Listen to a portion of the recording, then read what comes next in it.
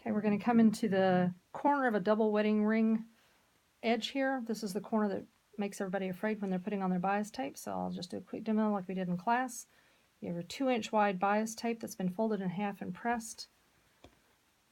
Then we gently lay it on the curves. When you're going around the curves, make sure not to stretch it or you'll end up with your outer curves curling up on you.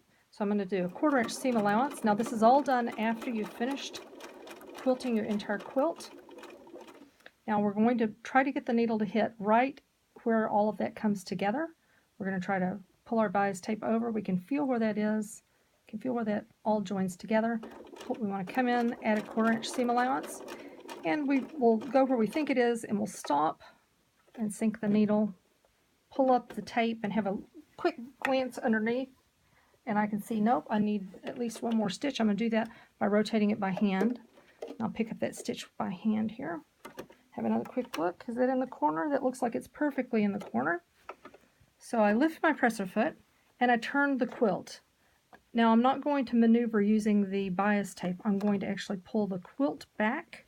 So this extra quilt is going to be back. And I just straighten out that corner. That corner is no longer a corner, it's now a straight line.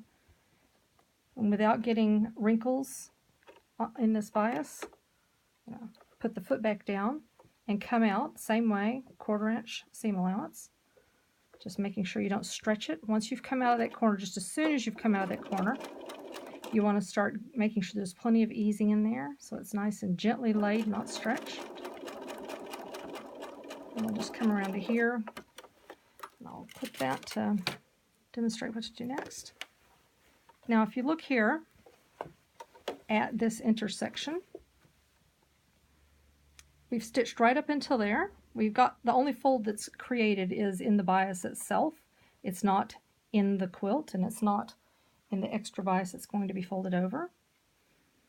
If you fold your bias up and then down, I need to move it just a wee bit. See that nice straight line that's formed there? Can you see that nice straight edge? Now this is exactly what you want. When you're hand stitching and you come around the gentle curve and you get down to this point, make sure you've got your nice straight crease that's going there. Pinch it and fold it over with your thumb. And then when you're sewing along, you can pull it down with your needle right on that fold.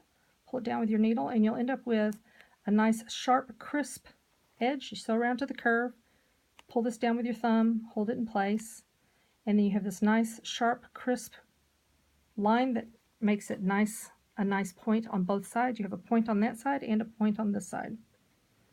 And that's how you go into an internal corner on a double wedding ring.